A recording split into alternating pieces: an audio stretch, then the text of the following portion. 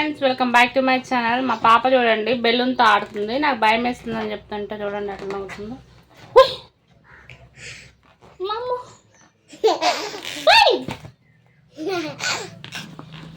చూడండి ఫ్రెండ్స్, ఇక్కడ ఇడ్లీ వేసి పెడితే ఇడ్లీ తినకుండా చిన్నయా నా భయం అవుతుంది. హాయ్ ఫ్రెండ్స్ చెప్పు, ఫ్రెండ్స్ హాయ్ చెప్పు, మంచిగా చెప్పమ్మా. హాయ్ ఫ్రెండ్స్ అను చింతలే. హాయ్ ఫ్రెండ్స్ గట్టి చెప్పమ్మా, గట్టి చెప్పు.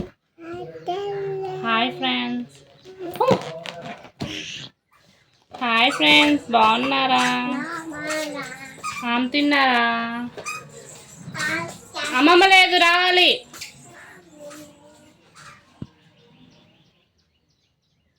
ఇంకా మేమైతే టిఫిన్ చేసి కూర్చున్నాను friends. Hi friends, hi friends, ఇప్పుడే టీ అయితే తాగుతున్నాము. టైం అయితే 4గా వస్తుంది. ఇంకా చిప్స్ అయితే వేపుకొని చాయ్ తాగుతున్నాం ఫ్రెండ్స్. కోక్ ఎక్కువ పడుతుందా? ఇంకా మేమైతే టీ అయితే తాగుతున్నాం ఫ్రెండ్స్. 4 గంటలు అయితే అయింది కదా, అందరికీ చాయ్ టైము. నేను ఒక షార్ట్ వీడియో పెట్టాను, దానికి మంచి వ్యూస్ అయితే 3 సబ్స్క్రైబర్స్ కూడా అయితే వచ్చారు ఫ్రెండ్స్. ఇంకా టీకి ఇంతమంది లవర్స్ ఉన్నారా అని నాకు ఇప్పుడే అర్థమైంది. ఇంకా మనం బ్లాగ్లో అయితే వెళ్ళిపోదాము. ఒక వీడియో, నేను ఒక స్టోరీ అయితే చెప్పాలి అనుకుంటున్నాను. ఆ స్టోరీకి లాస్ట్ దాని మీనింగ్ కూడా అయితే చెప్తాను. మన వీడియోస్లో కొన్ని ఇలానే స్టోరీస్ అయితే చెప్తూ ఉన్నాను కదా ఫ్రెండ్స్. ఆదరిస్తున్న ప్రతి ఒక్కరికి పేరు పేరున థ్యాంక్ యూ. ఇంకా స్టోరీలోకి అయితే వెళ్ళిపోదాం. ఏంటంటే, ఒక వ్యాపారి చేపలు అమ్ముతూ ఉంటాడంట. ఇచ్చట చేపలు అమ్మబడును అని బోర్డు పెట్టాడంట. చేపలు కొనుక్కోవడానికి ఒక వ్యక్తి వచ్చి, ఏంటయ్యా నువ్వు అమ్మేది చేపలే కదా, ఇచ్చట చేపలు అమ్మబడును అని తీసేయడం ఎందుకు, ఇచ్చట అని తీసేసి చేపలు అమ్మబడును అని పెట్టొచ్చు కదా అన్నాడంట.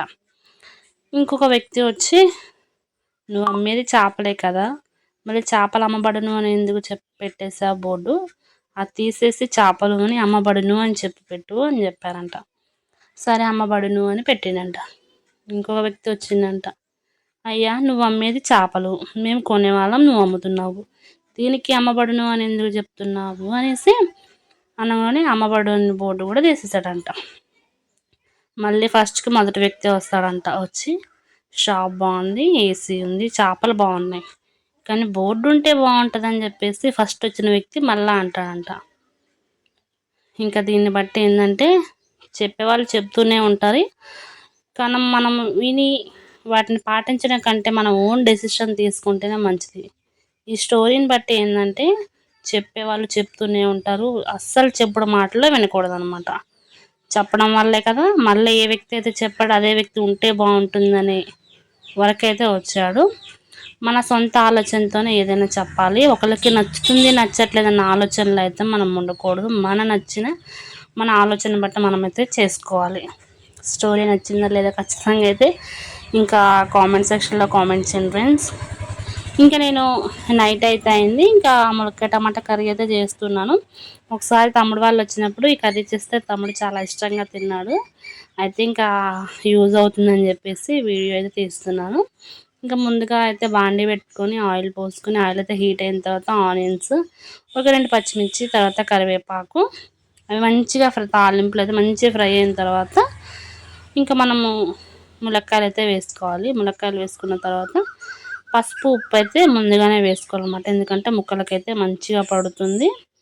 ఆ ఉప్పు అనేది మనకి తిన్నప్పుడు సాఫ్ట్గా అయితే ముక్కలు కూడా సాఫ్ట్గా అయితే అయిపోతాయి అన్నమాట. మంచిగా కలుపుకున్న తర్వాత ఇంకా అల్లం వెల్లుల్లి పేస్ట్ కూడా వేసుకోవాలి. ఫ్రెష్గా దంచి పెట్టుకున్న అల్లం వెల్లుల్లి పేస్ట్ వేసుకోవాలి. తర్వాత టమాటాలు అయితే మన మెయిన్ ఇంగ్రీడియంట్ అనమాట. టమాటాలను కూడా వేసుకొని, ములక్కాయ టమాటా అంటే టమాటాలు ఖచ్చితంగా ఉండాల్సిందే కదా ఫ్రెండ్స్. తర్వాత టమాటాలు అయితే వేసుకొని మంచిగా మూత పెట్టుకొని మనకి మగ్గిపోవాలన్నమాట. ఇది మగ్గే లోపల ఒక పక్కన మనకి ఒక చిన్న హాఫ్ లెమన్ అంతా నిమ్మకాయ చింతపండును అయితే మనం నానబెట్టుకోవాలి ఫ్రెండ్స్. ఈ ములక్కాయ టమాటా కర్రీలోకి అదే మనకి టేస్ట్ అనేది డబల్ వస్తుంది. అది నానబెట్టుకోవాలన్నమాట. టమాటా కూరలో ములక్కాయ రసం, చింతపండు రసం పోస్తారా అనుకుంటానేమో, పోయొచ్చు, చాలా బాగుంటుంది. ఇంకా ములక్కాయలు మంచిగా మనకైతే ఫ్రై అయిపోయాయి. తర్వాత ఇంకా కారం అయితే వేసుకోవాలి. కారం వేసుకొని మంచిగా ఫ్రై అయిన తర్వాత ఇంకా మన దగ్గర ఏమైనా మసాలాలు ఉంటే మసాలాలు అయితే వేసుకోవచ్చు. నేను ఇంట్లో తయారు చేసుకున్న ధనియాల పిండిని అయితే వేసుకొని మంచిగా కలుపుకున్నాను. తర్వాత ఇంకా టేస్ట్కి సరిపడా సాల్ట్ అన్నీ ఒకసారి అయితే చెక్ చేసుకోండి. తర్వాత అయినా వేసుకోవచ్చు, కానీ చెక్ చేసుకుంటే మంచిది.